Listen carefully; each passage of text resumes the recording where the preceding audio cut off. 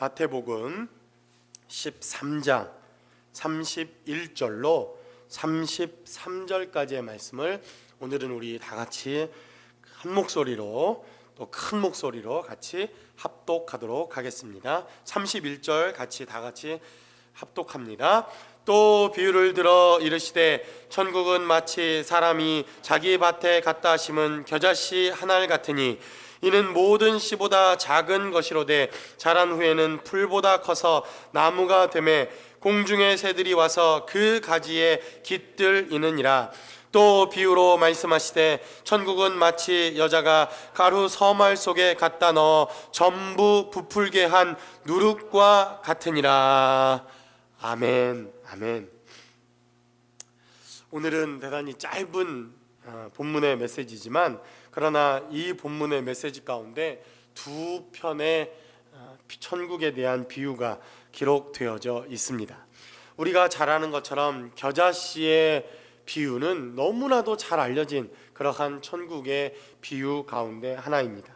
또 우리가 살펴볼 이 가루 서말 속에 갖다 넣은 누룩의 비유도 천국 비유로 잘 알려져 있는 그러한 비유 가운데 하나입니다.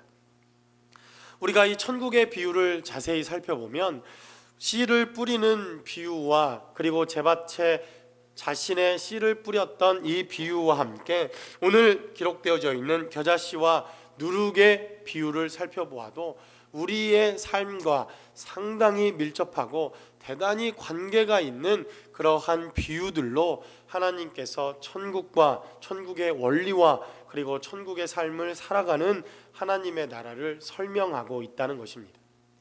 다른 말로 하면 그만큼 천국은 우리에게 가까이 와 있을 뿐만 아니라 천국을 이해하고 천국을 소유하고 천국을 경험한다고 하는 것은 우리의 삶의 일상에서 대단히 밀접하고 우리가 쉽게 접할 수 있다고 하는 것을 하나님께서 강조하고 있다는 것입니다.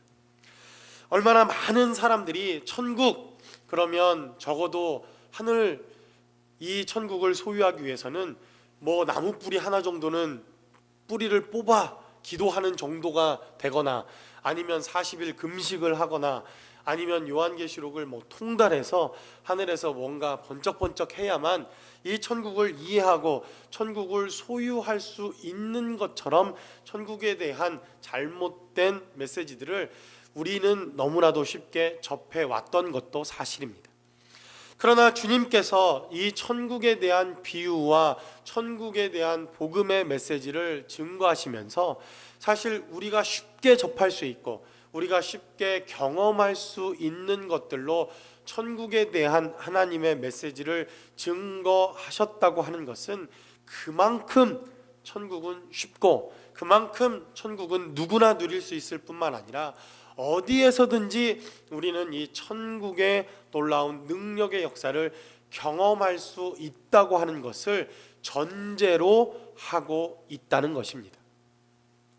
그러므로 이 천국 비유를 통해서 주님은 누구나 손쉽게 그리고 누구나 이해하기 편하게 그리고 누구나 이 비유를 통해서 알아들을 수 있도록 천국의 비유와 천국의 메시지를 증거하고 있다는 것입니다. 추상적인 상상이나 아니면 매우 영적인 깊이가 있어야만 이 천국을 이해하고 소유할 수 있는 것이 아니라 누구나 천국의 원리를 발견하고 그 원리대로 살아가기만 하면 이 천국이 우리의 영혼과 우리의 심령 가운데 늘 함께 하도록 하나님께서 허락해 놓은 것이 천국이다 이렇게 말씀하고 있습니다. 그래서 우리는 오늘도 이 천국 비유를 통해서 이 비유를 통하여 하나님께서 우리에게 숨겨놓으신 천국의 원리와 천국의 비유 그리고 이 비유가 갖고 있는 메시지는 무엇인지 본문의 말씀을 통해서 함께 나누어 보기를 원합니다. 그러나 이 비유가 단지 여러분들과 함께 나누는 이 몇몇 가지의 의미만을 담아두고 있다고 생각되지는 않습니다. 더 깊이 있는 메시지와 더 깊이 있는 하나님의 은혜와 더 깊이 있는 천국의 깊은 메시지가 이 안에 담겨져 있다고 하는 것을 우리는 깨닫습니다. 그러나 오늘 우리에게 주어진 이 말씀을 통해서 몇 가지 천국의 원리는 이 땅에서 어떻게 우리의 삶의 자리를 주장하고 그리고 우리는 어떻게 천국을 소유하게 되는지 하나님의 말씀을 통해서 함께 나누어 보기를 원합니다. 첫 번째로 성경은 기록하기를 바로 이 천국은 작은 것의 소중함을 깨닫는 것으로부터, 작은 것의 가치를 귀하게 여기는 것으로부터 이 천국의 메시지는 시작된다고 하는 것을 본문은 우리에게 증거하고 있습니다. 31절로 33절까지 이 비유는 두 가지의 비유로 기록되어져 있습니다. 겨자씨의 비유와 그리고 누룩의 비유로 기록되어져 있습니다. 이 비유가 대단히 같은 것 같지만 또 다른 면이 있고, 다른 것 같지만 같은 공통적인 이러한 의미를 지니고 있는데, 첫 번째 이 비유가 주고 있는 공통점이 있다면 작은 것의 가치를 발견하는 것으로부터 우리는 이 천국과 천국의 원리를 체험하고 경험하게 되는 이러한 역사가 우리의 삶의 자리에 있다는 것을 보게 됩니다.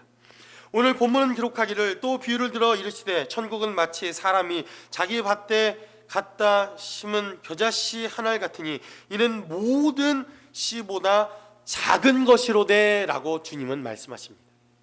여러분, 씨가 커봐야 뭐 얼마나 큽니까?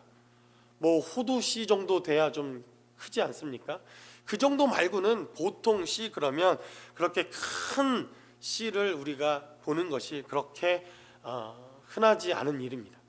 엄청나게 큰 호박도요, 잘라보면 씨 뭐 이만하지 않습니까? 저는 수박씨가 제일 황당합니다. 엄청나게 큰 수박인데 씨라고 해봐야 뭐 정말 보잘것없는, 그런데 그 씨 중에서도 이 겨자씨는 아주 작은 씨라는 겁니다. 제가 예전에 이스라엘 성지순례를 다녀온 분에게 이 겨자씨를 선물 받은 적이 있는데, 정말 저같이 이 안경잡이들, 눈 나쁜 사람들은요, 이게 씨인지 점인지 도대체 구분이 안 될 정도로 아주 작은 씨를 본 적이 있습니다. 정말 볼펜으로 톡 집어놓은 것 같은 이러한 작은 씨가 겨자씨라고 하는 것을 우리는 알 수가 있습니다. 오늘 본문에서도 그 어떤 작은 씨로부터 이 천국은 시작되었다, 본문은 이렇게 증거합니다. 33절은 또 기록하기를 또 비유로 말씀하시되 천국은 마치 여자가 가루 서말 속에 갖다 넣어 전부 부풀게 한 누룩과 같다, 성경은 이렇게 증거합니다. 효모 이스트, 옛날 여러분 아시죠? 저희 시골에는 유일하게 간식이 있었다면 쑥개떡, 술빵, 이런 게 정말 유일한 간식이었는데 부모님이 참 신기하게 요술을 부립니다. 거기에 가루 몇 개를 해놓으면 빵이 솥에서, 아시죠 여러분? 이만큼 부풀어 오르는데 나중에 찔러보면 속빈 빵. 여러분들 아마 경험해 보셨을 거라고 생각을 합니다. 그래도 그게 얼마나 맛있었던지. 그렇게 가루 전체를 부풀게 하는 그러한 누룩과 같더라는 것입니다. 사실 누룩이라고 하는 것, 우리가 현미경으로 봐야만 그 정확한 모습을 볼 수 있을 만큼 대단히 작고 대단히 미약하고, 사실 어떻게 보면 존재 가치도 우리의 눈으로 식별하기 어려울 만큼 대단히 작은 것이 바로 이 누룩이라고 하는 것입니다. 그런데 이 천국이 바로 이 보잘것없어 보이는 것, 대단히 미천한 것, 대단히 쓸모없는 것처럼 보여지는 바로 이러한 대단히 가치 없는 이 작은 것에서부터 천국은 시작되었다고 하는 것입니다. 이 두 비유의 공통점은 작은 것으로부터 시작하여 무엇인가 큰 성장을 이루고 무엇인가 큰 결과를 이뤘을 뿐만 아니라 이 작은 것 가치 하나를 발견함으로 하나님 나라의 큰 믿음의 역사를 우리의 삶의 자리에서 경험해 볼 수 있다고 하는 대단히 중요한 메시지를 우리에게 전달합니다. 이스라엘 백성들이 바벨론 포로로 잡혀갑니다. 하나님의 말씀을 따라서, 이사야의 예언을 따라서, 에레미야의 예언을 따라서, 에스겔의 예언과 환상을 따라서 하나님께서 이스라엘 백성들이 가증한 하나님 나라의 말씀을 저버리고 우상 앞에 절하고 하나님을 떠나게 되자 하나님의 예언의 말씀을 통해서 그들은 70년간 바벨론의 포로 생활을 하게 됩니다. 그들이 바벨론 포로 70년 동안의 생활 동안 깨달은 것이 무엇입니까? 하나님 말씀대로 살아야 되겠다. 성전 예배가 얼마나 중요한가, 하나님 뜻대로 살아가는 것이 대단히 중요한 일이라고 하는 것을 그들은 포로 70년 동안의 생활 동안 그들은 깨닫게 됩니다. 그리고 70년의 포로 기간, 그들은 그 압제와 억압 속에 살다가 하나님의 말씀대로 예루살렘에 돌아와 하나님의 말씀을 따라 성벽과 성전을 건축하기 시작합니다. 무려 40년 동안 이 성벽과 성전을 건축하는 기간들이 그들에게 있었으니 얼마나 길고 긴 세월 동안 이들은 성전과 성벽을 건축하게 됩니까? 그리고 성벽을 건축하는 일, 성전을 쌓는 일, 대단히 중요한 일 아닙니까? 그러기에 이들은 자신들의 삶을 헌신해서 성벽과 성전을 건축하는 일에 헌신하기 시작합니다. 여기까지는 얼마나 감사한 일이며 얼마나 축복된 일입니까? 그런데 이들이 성전을 건축하다가 서로 반목하고 싸우기 시작합니다. 왜요? 중요한 일을 본인들이 하고 싶다고, 내가 더 중요한 일을 하겠다고 이 성전을 쌓고 성벽을 재건하는 일에 보다 더 중요한 일, 내가 중요한 역할을 감당하겠다고 서로 성전 건축을 하다가 이스라엘 백성들이 반목하고 싸우기 시작합니다. 내가 성전 문을 달겠다, 내가 성전의 성소에 들어가는 일들을 내가 감당하겠다. 여러분, 대단히 중요하고 그리고 보다 더 어쩌면 사람들이 알아줄 만한 일이라고 생각되어집니다. 이렇게 성전 건축을 앞두고 다툼을 일삼고 있는 이스라엘 백성들을 향해 스가랴라고 하는 선지자가 어느 날 하나님의 말씀을 붙들고 일어납니다. 그는 손에 작은 기구 하나를 들고 이스라엘 백성들 앞에 섭니다. 그게 무엇입니까? 다림줄이라고 하는 아주 작은 건축에 쓰임받는 그러한 기구 하나를 그가 들고 이스라엘 백성들 앞에 섭니다. 여러분, 이 다림줄이라는 게 뭡니까? 벽돌 하나하나를 쌓을 때 수직으로 잘 쌓아졌는지 그것을 재는 아주 사소하지만 대단히 중요한 그러한 기구 하나가 다림줄이라고 하는 것입니다. 그러나 성전 전체의 성벽과 성전을 쌓는 일에 비하면 다림줄 하나를 들고 있는 일, 여러분, 이 일이 대단한 일입니까? 그렇게 큰 일은 아닙니다. 그러나 스가랴라고 하는 이 선지자는 다림줄 하나를 들고 이스라엘 백성들 앞에 말하기를, 작은 날의 일이라고 멸시하는 자가 누구냐라고 이스라엘 백성들을 향해 외치며 선언하기 시작합니다. 아무리 큰 일, 아무리 광대한 일, 아무리 하나님의 큰 일을 우리가 시작하더라도 다림줄 하나 드는 일, 못과 망치를 하나 드는 일, 우리가 주님의 일을 위해서 사소하지만 작은 것 하나로부터 우리의 삶의 여정과 하나님의 나라가 시작되어진다고 하는 것을 스가랴 선지자는 이스라엘 백성들을 향해 선언하고 외치는 것으로 이 성벽의 재건이 시작되어지는 것을 보게 됩니다. 예수님도 12명이라고 하는 아주 조그마한 그룹을 시작으로 하나님 나라를 전파하고 소개하기 시작합니다. 보잘것없었던 이스라엘의 갈릴리와 보잘것없었던 가룟 지방의 이 사람들을 하나님께서 선택하기 시작하셔서 하나님 나라를 가르치고 하나님 나라를 강론하고 하나님 나라가 무엇인가를 이 제자들을 통해서 가르치기 시작합니다.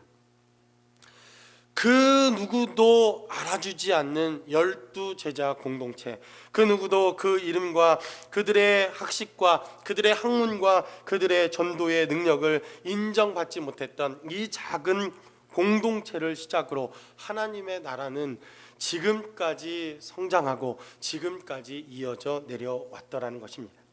그들이 하나님의 말씀을 전하고 복음을 전하자 내가 저들의 학문을 아는데, 저들이 배우지 못한 자들임을 뻔히 아는데 저들의 학식은 어디로부터냐라고 대제사장과 서기관들은 그들이 전하는 복음의 메시지를 듣습니다.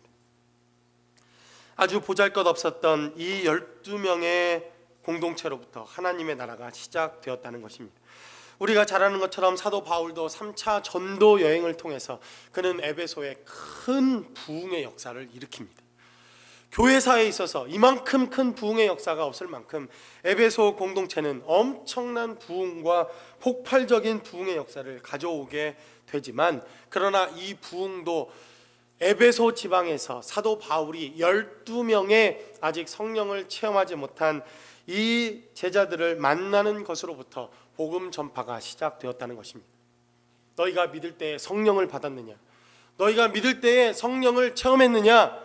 이렇게 묻는 사도 바울의 물음에 그들은 아니라 나는 성령이 계심도 듣지 못하였노다 라고 고백하는 그 12명에게 복음이 증거되어지고 안수가 이루어지고 방언을 말하기 시작하고 예언을 하기 시작하고 하나님의 역사가 이 12명에게 증거되어지고 전파되어지자 에베소 교회는 폭발적인 부흥의 역사와 능력의 역사가 시작되는 것을 보게 됩니다. 여러분들 가운데 혹시 켄 타이즈라고 하는 선교사님을 알고 계십니까? 혹시 이분의 이름을 들어보신 분 계십니까? 그렇게 유명한 분은 아닙니다. 저도 이분의 사역과 이분의 또 한국에서의 사역들을 좀 살펴보기 위해서 자료들을 찾아보고 있지만 이분에 관해서 별로 알려진 것이 없습니다. 그러나 이분은 1950년대 한국의 전쟁이 끝나고 난 이후 한국의 많은 고아들과 그리고 남한이 북한이 너무 어렵다고 하는 이러한 소식지 하나를 이렇게 받게 됩니다. 그래서 한 번도 들어보지 못했고 어디에 있는지조차도 모르는 코리아, 대한민국을 가기 위해서 자신의 모든 전 재산을 정리하고 자신의 부인과 가족들과 함께 한국이라고 하는 곳에 들어와 사역을 시작합니다. 그가 1950년대 고아원을 세우고 학교를 세우지만 그가 정말 고아원을 잘 운영하고 학교를 잘 운영했더라면 아마 지금까지 그의 이름이 남아있는 고아원과 학교가 남아있었을 것입니다. 그런데 얼마 지나지 않아 그 학교는 부도를 맞고 고아원도 운영이 시원치 않아서 그 모든 사역들을 접어야 하는 그러한 상황을 겪게 됩니다. 그래서 그분이 스스로 생각하기를 나는 학교 교육이나 고아원 사역이 아닌가 보다 그렇게 생각을 하고 그는 길거리에 나가 복음 전도를 하는 전도자의 삶을 살기 시작합니다. 3년 동안 복음을 외치고 전도하며 집집마다 이 복음을 들고 방문하지만 3년 동안 단 한 명의 결신자도 얻지 못합니다. 얼마나 슬픈 일입니까? 그래도 미국 땅에 와서 전 재산을 포기하고 이곳에 와 헌신적인 사역을 함에도 불구하고 이상하리만큼 사역의 열매가 맺히지 않던 어느 날 그분은 그렇다면 나는 길거리 복음 전도자보다는 병원에 가서 전도를 좀 해야 되겠다 이런 마음으로 병원 전도를 다시 시작합니다. 근데 여러분 이쯤 되면 본인의 사역에 달란트가 없음을 인정하고 인정할 건 좀 깨끗하게 인정할 필요가 있습니다. 제 친구도 찬양 사역을 하겠다고 찬양의 달란트는 전혀 없는데 적어도 찬양 사역을 하려면 기타 하나는 좀 쳐야 되지 않겠습니까? 제 친구는 기타도 못 치면서 찬양 사역을 하겠다고 그냥 그러는 친구 하나가 있습니다. 그러면 좀 알아서 본인이 좀 자신의 모습을 좀 돌아보고 다른 사역을 좀 찾아야 할 텐데 이 선교사님도 끝까지 복음의 사역을 놓지 않고 병원 전도를 하기 시작합니다. 그런데 여러분 학원도 말아먹고 고아원도 말아먹고 그리고 길거리에서 전도하던 분이 병원 전도는 또 잘하시겠습니까? 마찬가지로 그가 몇 년간 이 병원에서 전도하며 사역을 했지만 이 병원에서도 열매를 잘 맺지 못하는 그러한 안타까운 현실과 사역을 그는 접하게 됩니다. 그러던 어느 날 자기는 이 선교의 사역이 자신의 삶에서 하나님께서 기름 부음이 없는가 보다 이렇게 마음의 낙심함과 마음의 상처를 입고 복음 전도를 전국적으로 한번 마치고 미국으로 돌아가겠다고 하는 결심을 하게 됩니다.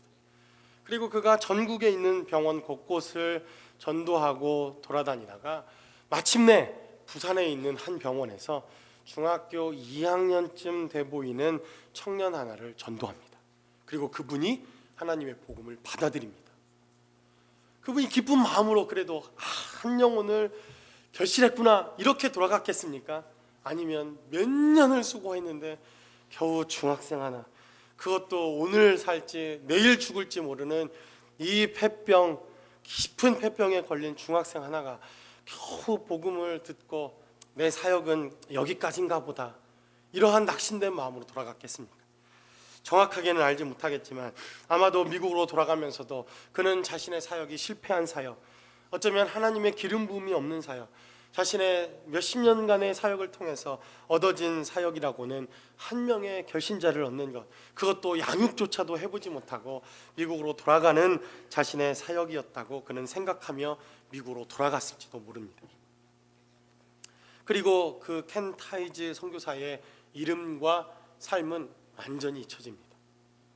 미국 본부에서조차도 이 켄 타이즈라고 하는 선교사가 한국에서 사역을 했는지 안 했는지 모를 정도로 이분에 대한 모든 이야기는 그것으로 끝이 납니다.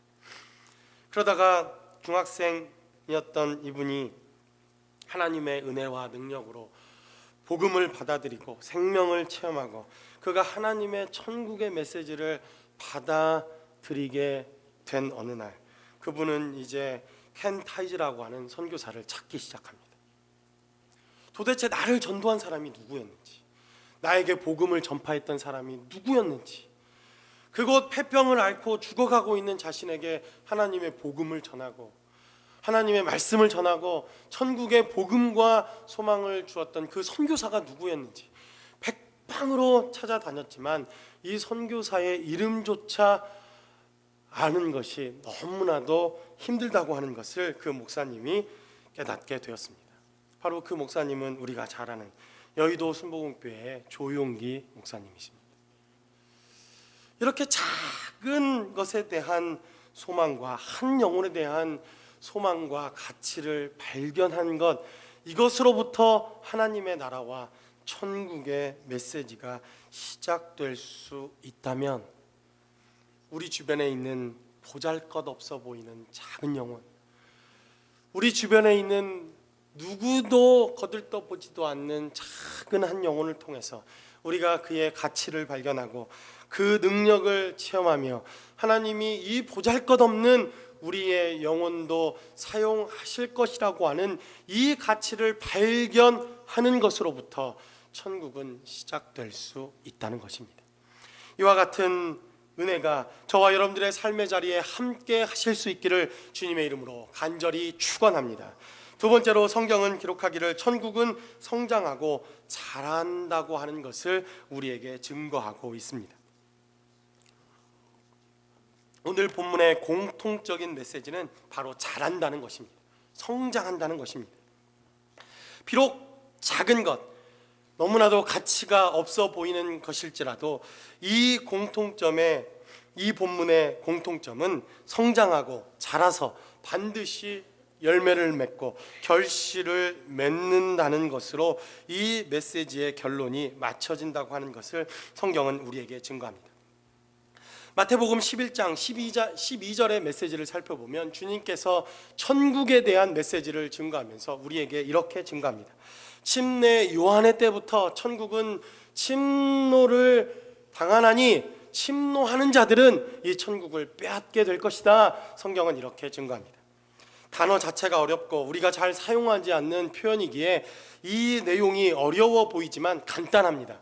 천국은 빼앗고 천국을 받아들이기를 원하는 자들에 의해서 천국은 계속해서 성장하고 천국은 계속해서 부흥한다고 하는 사실을 우리에게 보여주고 있습니다. 바로 침례 요한 때로부터 하나님께서 우리에게 허락하신 이 천국의 나라와 천국의 복음의 메시지를 경험하고 증거하는 자들마다 이 천국을 소유할 뿐만 아니라 이제 이 천국은 하나님 나라에서 우리의 영혼 가운데 빼앗겨지는, 우리가 빼앗을 수 있는, 우리가 소유할 수 있는, 그래서 천국은 점점점 넓어지고 성장할 수 있는 이러한 시간들이 이렇게 시작되었다고 하는 것을 성경은 우리에게 증거합니다. 이스라엘이라고 하는 나라도 아브라함과 이삭과 야곱이라고 하는 대단히 미약하고 정말 누구도 거들떠보지 않는 이러한 민족으로부터, 이러한 가족으로부터 출발하는 것을 보게 됩니다. 아브라함이 이삭을 100세가 되어야 얻어 겨우겨우 그의 족보를 이어나가게 되어지고, 이삭도 하나님께 기도하고 잉태할 수 있게 해달라고 간절히 기도하는 것으로부터 야곱과 에서라고 하는 그의 후손을 얻게 됩니다. 그러나 하나님께서 야곱을 축복하셔서 12지파가 되고, 이 지파는 애굽으로 돌아가 그들이 70명 정도 애굽으로 들어가지만 400년이 지난 이후에 그 주변에서 그 어떠한 민족과 나라들보다도 보다 강성하고 강력한 나라가 되어 출애굽하는 것을 우리는 보게 됩니다.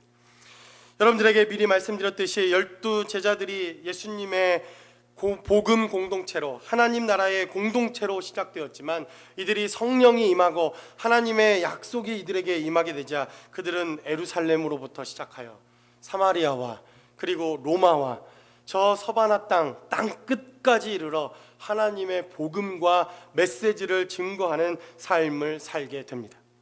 성경에 기록되어 있지는 않지만 전승에 의하면 도마라고 하는 이러한 주님의 제자는 지금의 인도 북부까지, 그리고 중국의 경교라고 하는 이러한 기독교의 색채가 남아있는 이러한 복음을 증거했던 흔적이 아직도 남아있을 만큼 중국의 변두리, 변방까지 와 복음의 말씀을 전하고 생명을 전하고 그가 순교한 것으로 그렇게 알려져 있습니다.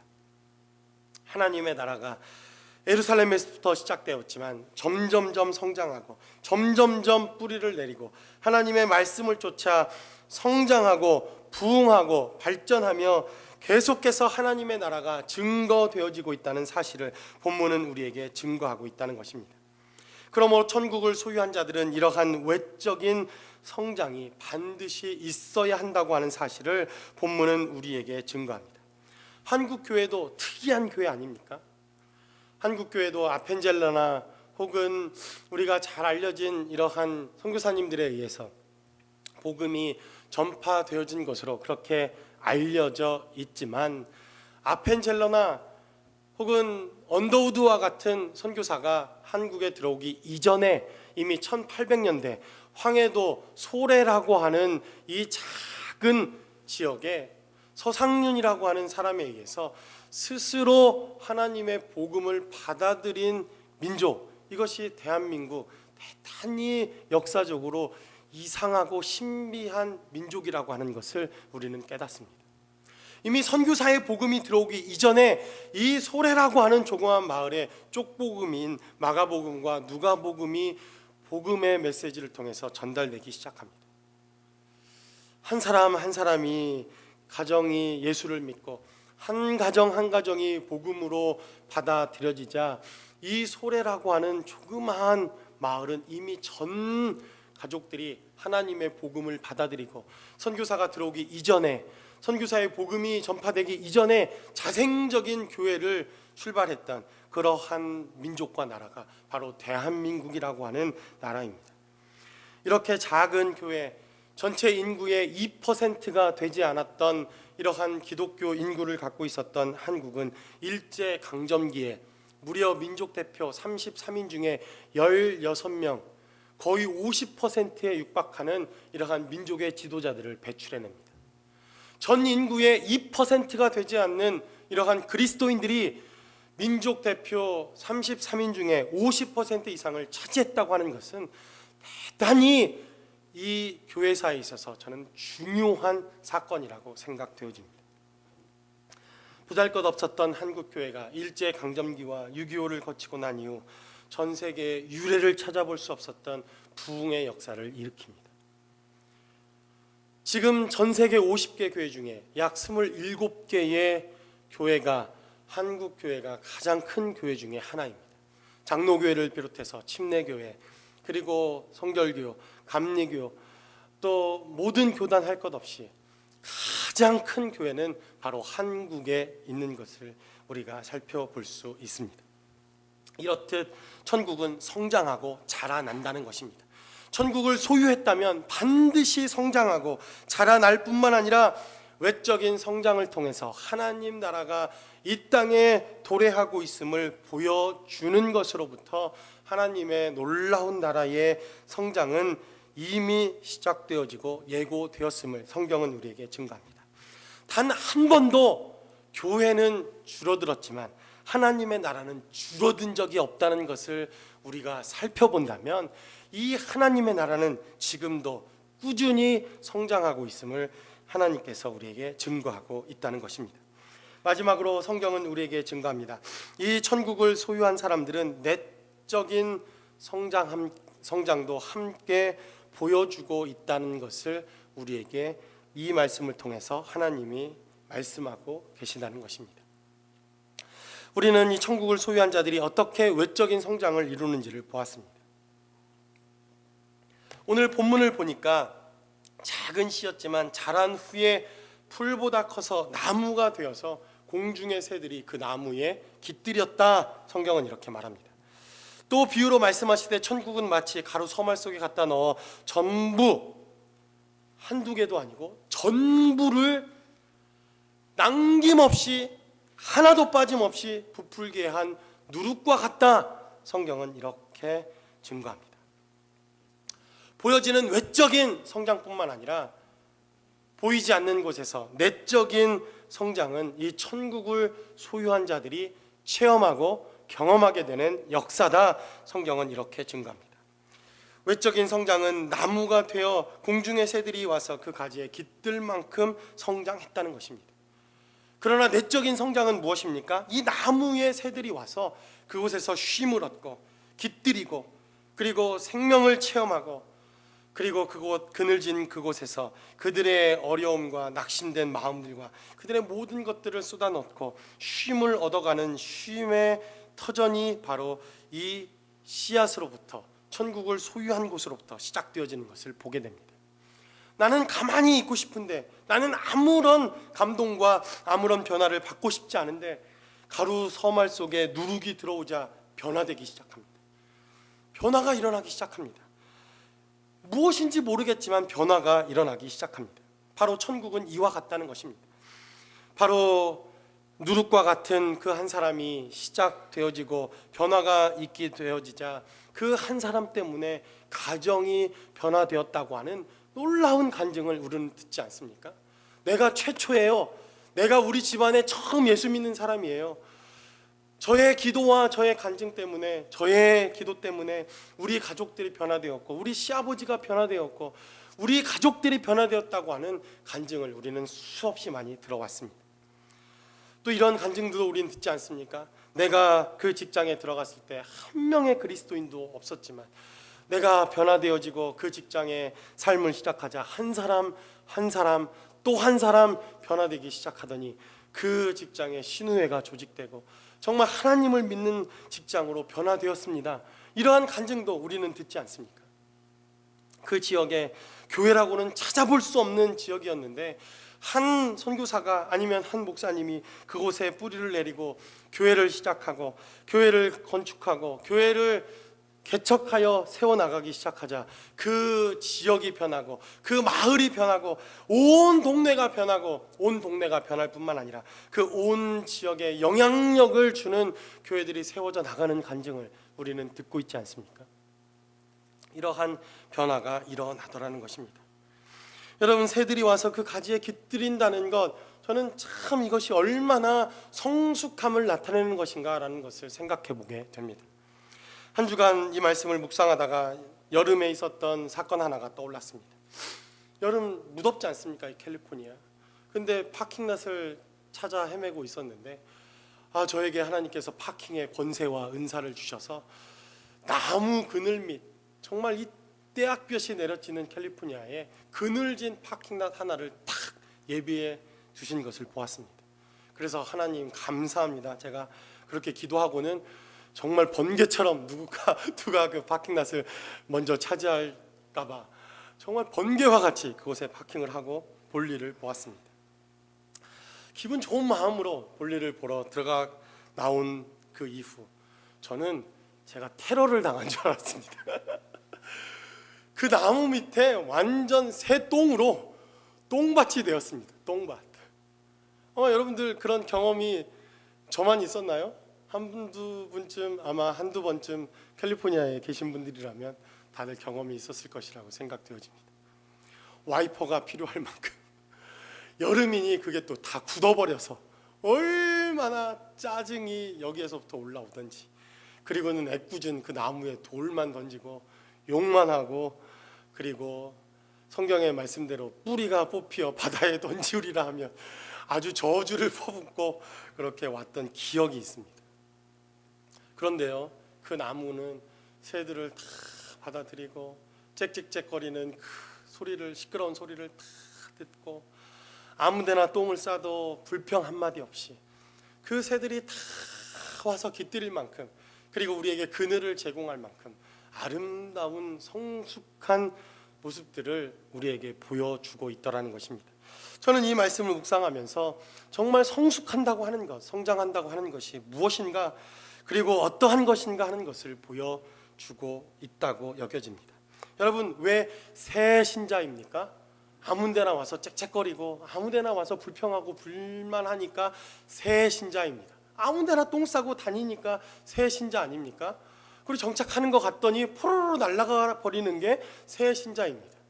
그런데 그 새 신자들이 와서 큰 공동체를 이루고 나무 공동체를 이루어서 함께 그곳에서 찬양하며 예배할 수 있는 공동체를 만들 수 있을 만큼 성숙함을 보여주고 있는 나무와, 그리고 전부를 부풀게 할 만큼 모든 사람에게 영향력을 줄 수 있을 만큼 성숙한 삶을 살아가고 있는 이러한 그리스도인의 삶의 모습을 통해서 우리는 천국을 경험하고 천국을 우리의 삶의 자리에 경험하고 있는 사람들의 모습을 통해서 외적으로 내적으로 성숙한 삶을 살아가게 된다는 것을 본문은 우리에게 증거하더라는 것입니다. 아마 여러분들도 이 노래를 혹시 알고 있는지 모르겠습니다. 알고 있어도 유행가 혹은 유행가 가사로 알고 있는 분들도 있을지 모르겠습니다. 시인과 촌장이라고 하는 그분이 본인이 천국을 소유하고 본인이 천국을 가졌음에도 불구하고 정말 그 누구 하나 자신이 품을 수 없는 자신의 죄악과 성숙하지 못하는 그러한 자신의 모습을 바라보며 이 말씀을 통해 가슴을 치며 노래했던 노래 하나를 여러분들에게 소개하는 것으로 하나님의 말씀을 마치도록 하겠습니다. 조성모라고 하는 가수가 리메이크해서 더 유명해진 노래입니다. 제가 집사님처럼 꾀꼬리와 같은 노래로 이 노래를 불러드린다면 더 감동이 있겠지만 정말 이 쉬어터진 목소리로, 감기에 잠긴 목소리로 그냥 가사만 들려드리는 것으로 오늘은 마감을 하려고 합니다. 내 속엔 내가 너무도 많아 당신의 쉴 곳 없네. 내 속엔 헛된 바램들로 당신의 편할 곳 없네. 내 속에 내가 어쩔 수 없는 어둠 당신의 쉴 자리를 뺏고, 내 속에 내가 이길 수 없는 슬픔 무성한 가시나무숲 같네. 바람만 불면 그 메마른 가지 서로 부대끼며 울어대고, 쉴 곳을 찾아 지쳐 날아온 어린 새들도 가시에 찔려 날아가고, 바람만 불면 외롭고 또 괴로워 슬픈 노래를 부르던 날이 많았는데, 내 속엔 내가 너무도 많아서 당신의 쉴 곳 없네. 여러분들은 천국을 소유한 자들입니다. 그렇다면 이 천국을 통해서 여러분들의 심령 가운데 많은 새들이, 많은 지친 영혼들이 깃들일 수 있는 천국이 여러분들의 삶의 자리에 함께 하시기를 주님의 이름으로 간절히 축원합니다. 우리의 말과 행동 하나하나, 우리의 삶의 자리 발걸음 하나하나 우리가 천국을 소유하고 천국의 사람들이라면 바로 이 한 걸음, 이 말 하나, 행동 하나하나를 통해서 우리의 삶의 자리에 은혜와 능력을 체험하고 경험하는 수많은 사람들을 통해 이 천국은 끊임없이 증거되어지고 끊임없이 전파되어질 것으로 믿습니다. 저와 여러분들이 천국을 소유했다면 여러분들의 가정도 천국인 것을 믿습니다. 우리의 가정이 천국이라는 것을 믿는다는 것은 바로 천국은 큰 가정이라고 하는 것을 또한 우리가 믿는 것을 의미합니다. 내가 다니는 직장이 천국이라고 하는 것은 바로 하나님 나라가 큰 일터라고 하는 것을 믿음으로 믿는 것을 의미한다는 것입니다. 우리의 교회가 천국이라고 우리가 믿고 선언하는 것은 바로 하나님의 천국이 바로 큰 교회라고 하는 것을 우리가 체험하고 경험하는 것이라는 것입니다.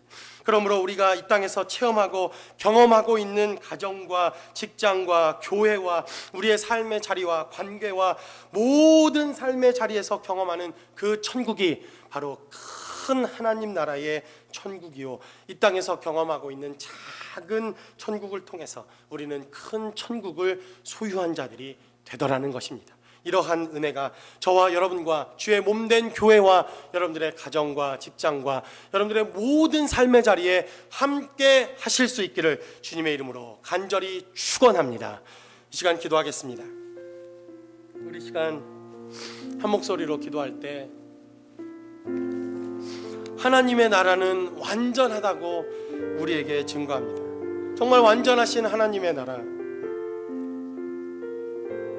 그 하나님의 나라를 소유했더니 어느 날 자라기 시작하고 그 자라난 우리의 영혼을 통해서 많은 영혼들이 천국을 경험하고 쉴 곳을 찾아 헤매던 영혼들이 우리 영혼 가운데와 하나님의 나라를 경험하고 임재하는 이러한 놀라운 은혜를 체험하고 경험하는 것을 통해서 우리는 보다 더 큰 천국, 보다 더 가야 할 우리의 나라, 그 천국을 소망 가운데 두게 됩니다. 우리 시간 기도할 때 하나님, 이 땅에서 누리는 이 천국을 통해서 하나님의 나라를 경험하게 도와주시고 하나님의 은혜를 경험할 수 있는 삶의 자리가 될 수 있게 달라고 우리 시간 다 같이 한 목소리로 기도하겠습니다.